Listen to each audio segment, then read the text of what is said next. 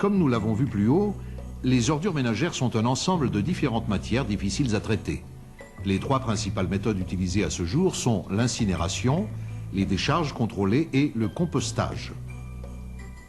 L'incinération est le mode de traitement le plus utilisé en Europe occidentale, et ce, malgré le coût élevé des installations et les lourdes charges d'exploitation.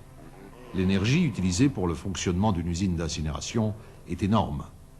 Les inconvénients bien connus sont les fumées, qui dégagent des gaz issus des matières plastiques chlorées ou fluorées lors de leur pyrolyse à l'intérieur des fours et qui ont pour nom vapeur de chlore, d'acide chlorhydrique et de dioxine. Les usines de la nouvelle génération sont équipées, pour le lavage des fumées, d'un système de projection de poudre minérale qui atténue les effets nocifs de ces fumées. Le problème majeur est que les poudres minérales qui résultent de cet autolavage deviennent extrêmement polluantes à leur tour. D'autre part, les résidus de l'incinération, environ 30% de la masse des ordures, se retrouvent sous forme de scories qu'il faut traiter par lavage à cause de leur nocivité. Il est nécessaire ensuite de traiter les eaux de lavage.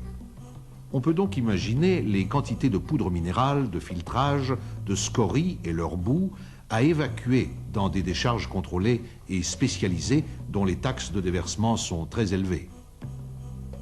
L'accumulation des déchets en décharge provoque dans le temps des échappements de gaz méthane ou biogaz qui, par leur odeur et leur risque d'inflammabilité, sont dangereux. Leur minéralisation dans le sol provoque des cavernes souterraines à grand risque pour l'avenir.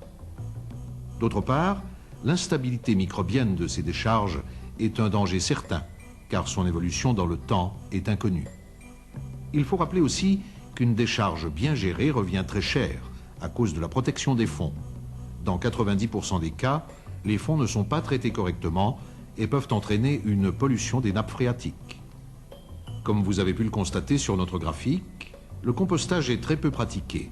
Beaucoup d'usines ont été fermées car le compost qui en sortait ne trouvait pas de débouchés. Pour une qualité souvent imparfaite, le coût du transport est trop élevé. Le principe de base est simple. Tous les déchets ménagers, sans tri préalable, sont transformés en sable grâce à une fossilisation accélérée. Les ordures ménagères sont reçues directement des bennes de ramassage et déposées sur un terre-plein attenant à la trémie d'alimentation. La trémie d'alimentation est une fosse rectangulaire dont le fond est mobile. Les ordures descendent sur un tapis pour être acheminées jusqu'au déchiqueteur primaire. Le déchiqueteur primaire dégrossit les ordures ménagères en les taillant en particules moyennes, 30 mm, et les réduit en masse compacte. Le déferriseur overband est un électroaimant qui permet de retirer dans la couche un maximum de ferraille. Il s'agit d'une bande équipée de barrettes aimantées qui tournent au-dessus du tapis transportant la masse. Elle attire la ferraille et la jette dans un bac. La poulie magnétique est équipée d'un aimant permanent. Les particules de ferraille qui restent après le passage de l'overband restent collées contre le tapis grâce à la poulie aimantée et tombent dans le même bac. L'enceinte magnétique détecte s'il y a encore de la ferraille dans la couche qui passe sur le tapis. Dans l'affirmative, ce qui arrive très rarement, elle bloque le tapis. Une alarme sonne et on peut enlever la pièce métallique à la main. Le déchiqueteur secondaire réduit la masse des ordures en particules beaucoup plus petites, environ 10 mm. Cela correspond à la largeur des couteaux.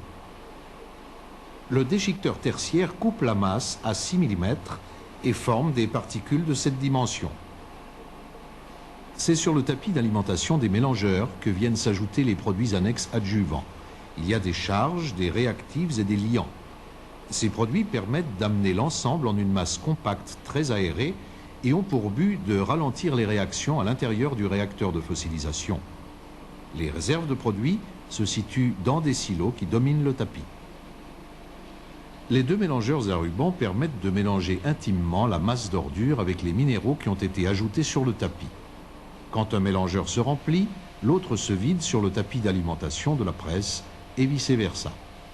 Ils sont donc toujours en balance l'un et l'autre. Deux moteurs indépendants font fonctionner les ouvertures des mélangeurs vers le tapis d'alimentation de la presse. La masse qui sort des mélangeurs est serrée par des galets le long d'une filière et ressort en petits granulés. On peut y atteindre des pressions de 300 à 400 bars. Sous cette presse, les granulés sont repris par une vis sans fin qui alimente directement le réacteur. Les deux chambres de combustion à fioul ou gaz qui alimentent le réacteur en énergie lumineuse et calorifique sont habillées intérieurement de briques réfractaires.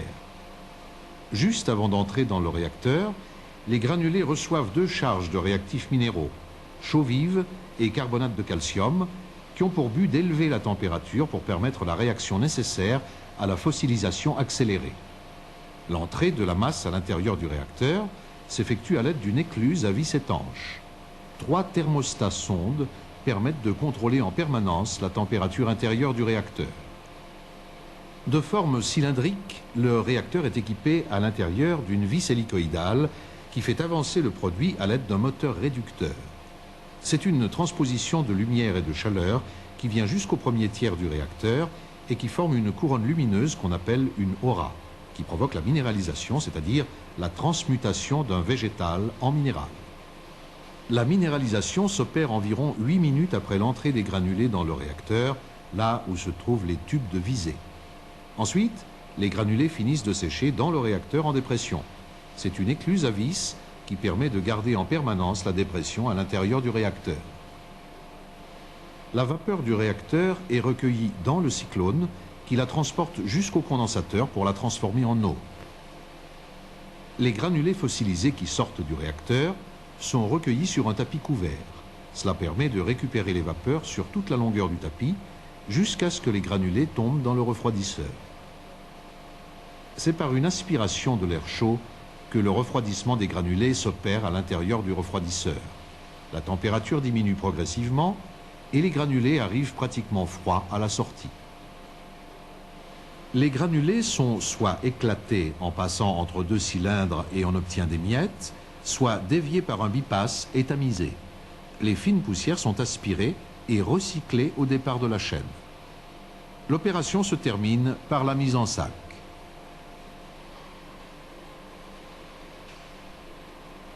Lorsqu'on veut produire de la géolite, de la litière pour chat ou du sable absorbant, on aspire environ 40% de la cellulose qui sort du déchiqueteur tertiaire. Cette cellulose est ensuite emmenée dans le cyclone qui la conduit directement sur le tapis d'alimentation des mélangeurs.